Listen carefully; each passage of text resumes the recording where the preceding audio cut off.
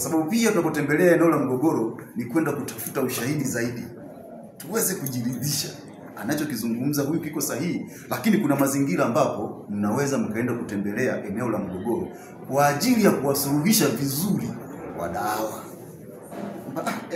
Ngoja kwanza twende tukaliangalie eneo. Mnakwenda pale sio mbaya. Kwa sababu lengo kubwa hata mnapokwenda kwenye eneo la mgogoro muwe tayari mmejipanga kichwani kwamba mnakwenda kule ili kusaidia hawa watu kuwapatanisha. Sio kusema kwamba baada ya kutembelea eneo la mgogoro tumegundua kwamba wewe hili eneo sio lako. Hapo mnakuwa mmetoa nini? Mmetoa maamuzi. Ni katika kuhakikisha jamii inanufaika na mfumo wa haki kwa njia ya amani, mwenyekiti wa chama cha wanasheria Tanganyika TLS kanda ya Iringa, wakili Moses Mbindwile, ameungana na wanasheria wa manispaa ya Iringa pamoja na dawati la jinsia la jeshi la polisi kutoa mafunzo maalum ya usuluhishi kwa baraza jipya la kata Isakalilo. Katika mafunzo hayo, wakili Mbindwile ameeleza wajumbe wa baraza hilo kuhusu mbinu salama na za kisheria za kutatua migogoro ya ardhi pamoja na kusisitiza umuhimu wa kufuata sheria mpya zinazotoa mwongozo kwa mabaraza ya kata ili asigeuke kuwa chanzo cha migogoro badala ya usuluhishi. Semina leo mimi nilikuwa nikizungumzia zaidi kuhusu kazi ya usuluhishi wa mabaraza ya ardhi katika ngazi ya kata, ambapo nimeweza kuweka wazi kwamba sasa hivi sheria inataka shauri lolote lile la ardhi ambalo thamani yake haizidi milioni 300 kabla hajapelekwa katika ngazi ya baraza la ardhi na nyumba la wilaya, basi shauri au mashauri ya namna hiyo yanatakiwa kwanza yapite katika ngazi ya kata kwa ajili ya kufanyiwa usuluhishi. Mabadiliko ya sheria yanataka mabaraza haya yaweze kufanya usuluhishi tu na sifanye kusikiliza mashauri na kutoa maamuzi.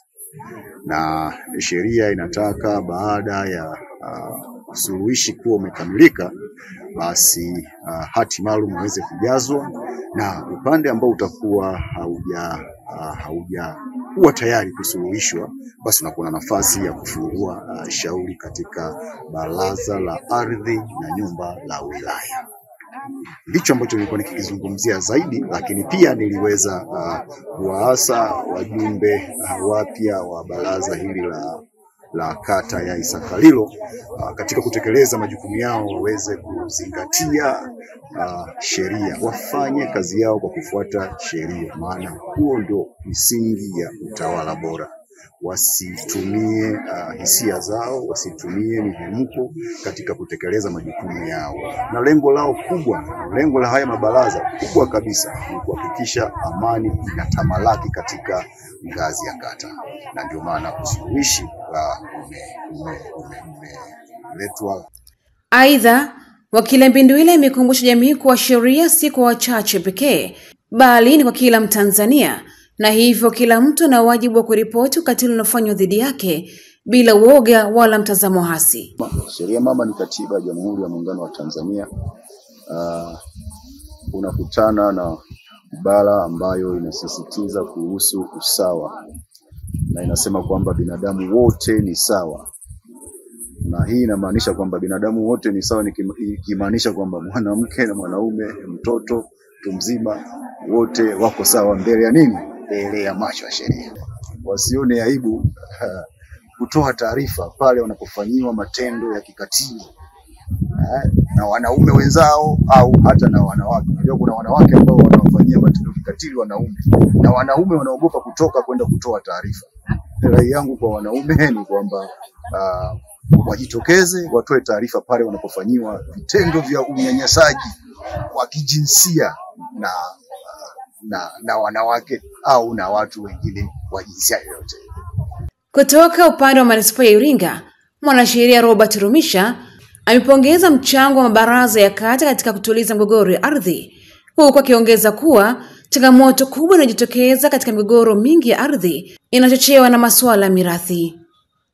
Katika kata ya Isakalilo kwa lengo kubwa la kutoa mafunzo kwa maana orientation kwa wajumbe wetu wa baraza la kata, maana walikuwa ni wake wameteuliwa, walikuwa kuna hali ya kuwapa kuwezesha kufanya kazi kwa ufasaha. Yani ndipo kwa sababu kama tunavyosema chimbuko la migogoro hii ya ardhi ni masuala ya mirathi, na kimsingi ukizingatia pia thamani ya ardhi kwa manispaa yetu ya Iringa imeshakuwa kubwa. Kwa hiyo hata kama mtu akiingilia kwenye eneo la mwenzake, hata kama ni hatua mbili au sentimita mbili, tayari mgogoro unaibuka. Lakini mabaraza yetu haya yanatusaidia kimsingi katika kutatua migogoro, na pale inaposhindikana wao mabaraza inaposhindikana watu wanapeleka katika vyombo vya juu vya utatuzi wa migogoro ya ardhi. Kwa upande wake, mkaguzi wa polisi Elijah Bundala amesema bado wanaume wengi wanashindwa kuripoti matukio ya ukatili wanaokumbana nayo wakiwa wamefungwa na mila, aibu na hofu ya hukumu ya kijamii. Takwimu sio kubwa sana kwa wanaume wanaokuja kuripoti kituo cha polisi kuhusu kufanywa ukatili, na ikilinganishwa na kundi la wanawake. Lakini kumekuwa na malalamiko kwamba wanaume wanafanywa malalamiko, na sisi tumeenda mbele sana kujiuliza, lakini tulichogundua ni kwamba wanaume wengi hawaji kuripoti vituo vya polisi, hasa data jinsia na watoto pia ukatili wanaofanywa, na mara nyingi wamekuwa wakiongelea pembeni au mtaani kwamba wanafanywa ukatili. Na hii inaweza kusababishwa na sababu mbalimbali. Sababu ya kwanza tulizozitambua sisi ni kwamba sababu ya kimila na kidesturi. Wanaume wengi tumekuwa tunalelewa au wanalelewa kuto kuzungumzia mambo yao yanayowakumba, hasa maneno ya ukatili. Na endapo wakilalamikiwa au wakiyatoa hayo malalamiko, wanaona kama wamezalilishwa au wamejizalilisha, au wanahisi kwamba ule wanaume wao haupo tena. Hiyo ni sababu ambayo inapelekea kuto kuripoti. Sababu nyingine tuliyogundua ni kuwa na mtazamo hasi juu ya taasisi ambazo zinazoshughulikia haya makosa ya ukatili wa kijinsia. Wengi wanaamini yametengenezwa kwa ajili ya wanawake aidha na watoto. Na mwanzoni tulikuwa tunaona kwamba grupu la wanawake na watoto ndio kundi ambalo liliokuwa linaathirika kwa kiasi kikubwa kufanyia ukatili. Lakini sasa hivi na wanaume wanafanyia ukatili. Kwa hiyo wengi wamekuwa na mtazamo